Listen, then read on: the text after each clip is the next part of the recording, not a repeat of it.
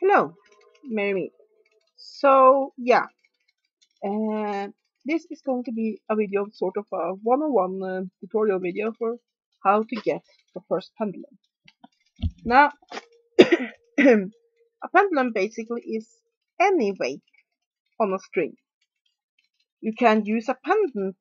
You can put one of those. Oh, what are they called? The ones that you put on screws. Uh, a bolt. A bolt. You can put a bolt on a string. It will work as a pendulum. If you want to buy a particular pendulum, uh, here is at least some ideas from my experience of what would be best to begin with. Now, first for price. Pendulums can cost anything from $2 or $3 to hundreds of dollars depending on who has made them, what materials are being used, and so on. Generally though, you don't need to spend a lot. I bought several pendulums from some sellers in China, and they cost from $2 to $5. Now I will post some links down below with some of these sellers, but do keep in mind that if you buy metaphysical things from China, sometimes for the very cheap items, the work conditions for those that make them are terrible, and often the nature is not very much respected in gathering the materials. So the energy of such items can sometimes be a bit crap and do need a lot of cleansing, and of course it might be against your morals.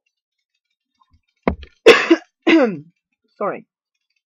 So just keep that in mind when buying for a cheap pendulum. Now, if you go to a psychic fair or occult shop or something like that, you should be able to find pendulums for about between $5, $6 and up to $20, $30. And there might be some point in going for buying your first pendulum at a fair or in a shop, because then you can feel it. And because when you buy them online, of course, you usually don't even get a picture of the pendulum you're actually buying. So you don't get to feel if that particular pendulum resonates with you. Because even if, let's say, rose quartz really resonates with you, one piece of rose quartz might really fit you energy wise, while another piece of rose quartz don't. It's like shoes. Even if you like, let's say, Echo shoes, one pair fit you, another pair doesn't fit you. It's the same with stones. Now, as for materials, usually I will recommend either rose quartz, amethyst, or rock crystal for your first pendulum. Or for metals, I will recommend copper or brass. And here's why. Both basically clear quartz or rock crystal, as it's sometimes called, is a very generic stone.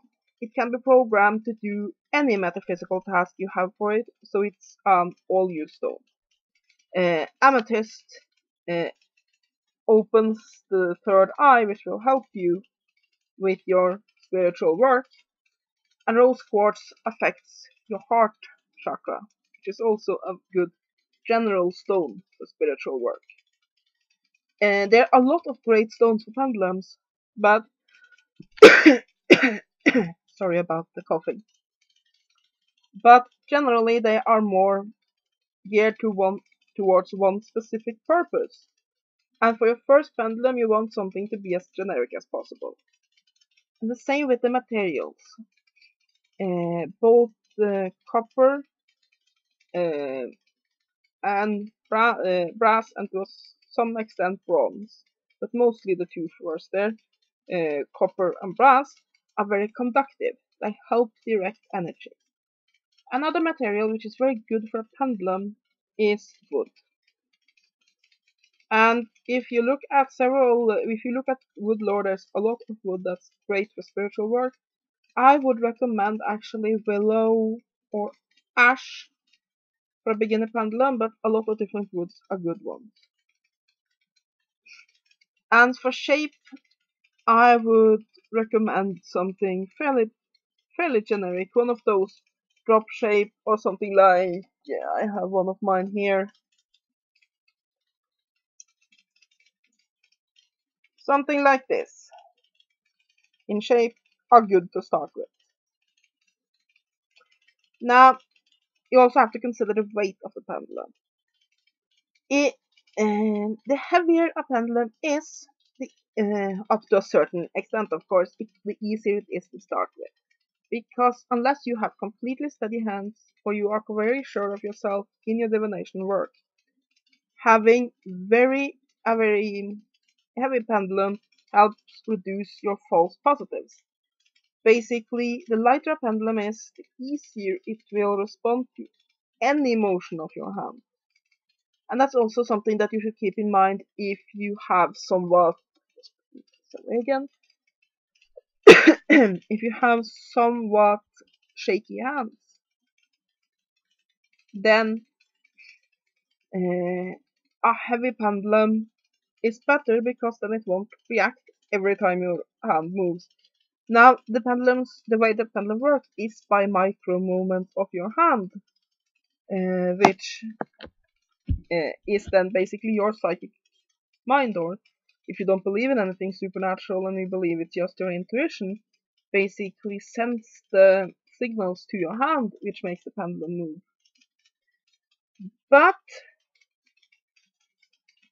you don't want it to move by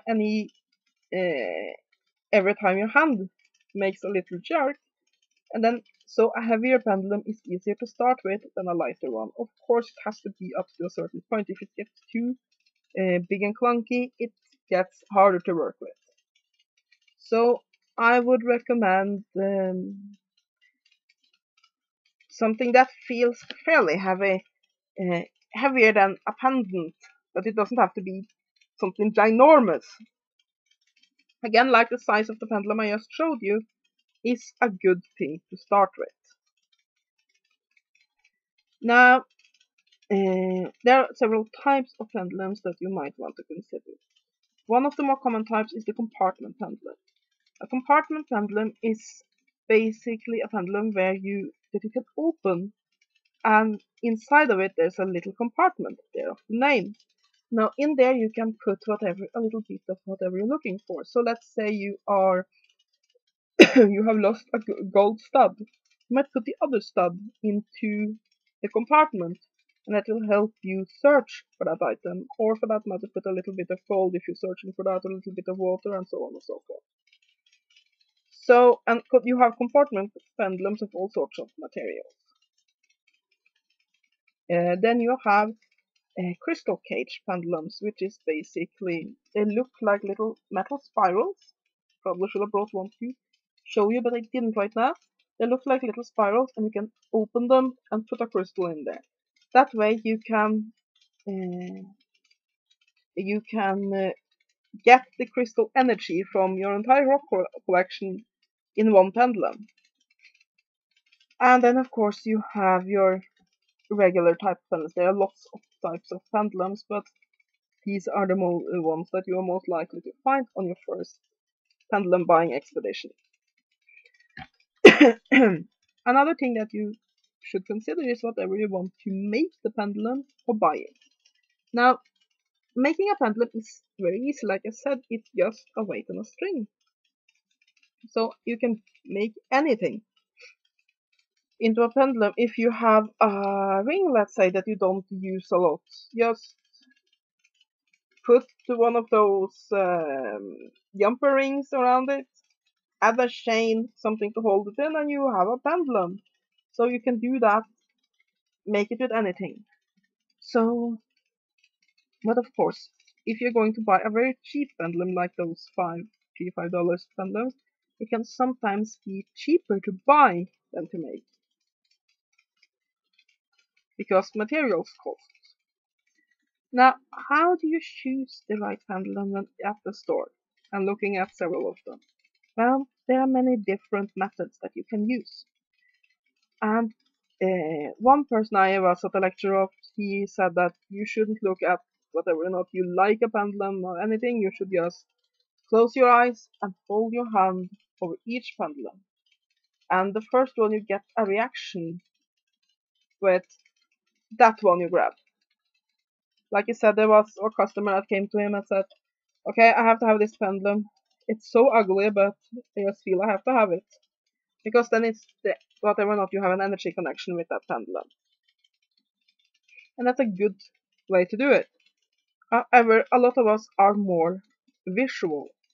And then basically having something beautiful to dowse with actually helps us.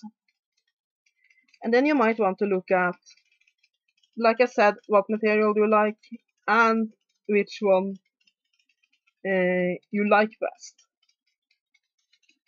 So yeah, but if you have the benefit of buying pendulums you can actually touch before you buy, I do recommend that you feel them first. And here's one if you haven't used to working with energy, it's that you can feel whatever or not something resonates with you. Hold it, and you can feel, does it feel good to hold this? And also one thing that you can sometimes feel is that those energies start to flow. And basically you put the item, let me just show with this pendulum again. Now, you put the pendulum in your hand and you hold it. You close your eyes. Do the palms of your hands start feeling a bit funny? It might be gets a little prickly or warm or something like that. That means that energy starts flowing, and the thing that gets energy flowing quicker, you'll have more of a resonance with. And I would recommend going more for what you have a resonance with than what you feel is the prettiest, even if you don't choose to go with that advice that lecture holder said that you should just close your eyes and go for whatever felt best. Even if you want a pendulum you also like the appearance of, you should go more with what you resonate with. So yeah, the things you have to consider when shopping for a pendulum is the following. Your price range. You want to make it yourself, and many say that occult tools that you make yourself have more of your unique energy in them than something you buy. Because as you work with it, it becomes your creation. In a way, it becomes magic because all of our actions are magic. So when you make something with your hands, your magic creates it and it gets filled with your energy. So do you want to make it yourself or buy it? What sort of pendulum do you want? What weight do you want of the pendulum? What materials do you want? And how are you going to choose it? When you have decided for this, then either go out on sites like eBay or Etsy and buy one from there, or go to a psychic fair or an occult or new age store and get the pendulum for there, or get the supplies and make it. Now, what you do once you have bought your pendulum, you have gotten it home. Well, the first thing I think you should do is cleanse it. Now, how you cleanse it depends a lot of the materials. Some materials, for example, you can't put in salt and water because it will damage the materials. One method that the same lecture holder taught me was basically to dip your finger in a bowl of salt water. You put a few drops in palm of your hand. You try to keep your mind calm while you do this. Take a pendulum, you hold it, you shift hand, and then if you are a boy, you touch that to your thighs. If you're a girl, you touch it to your heart. This basically is because when shifting from left to right side of your body, it gets cleansed by your energy field.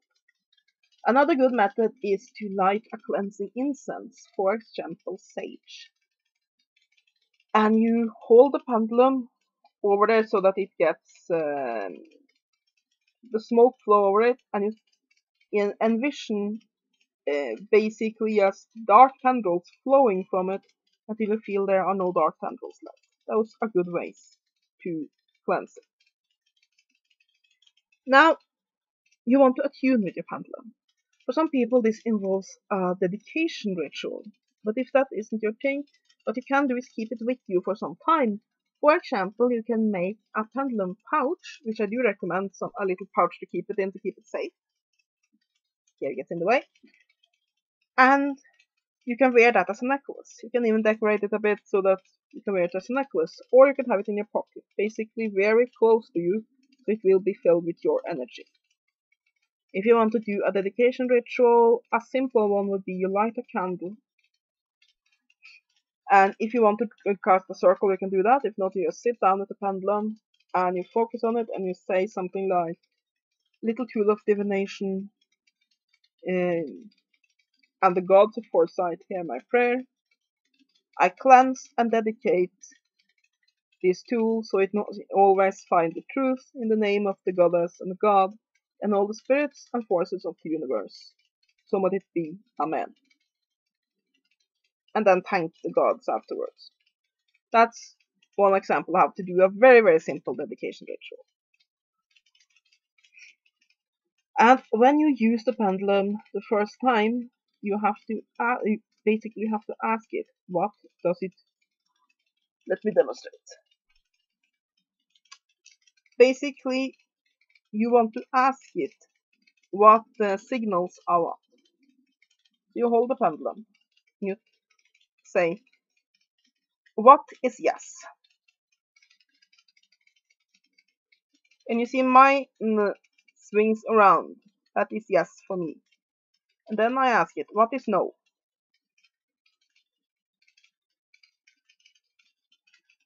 What is maybe?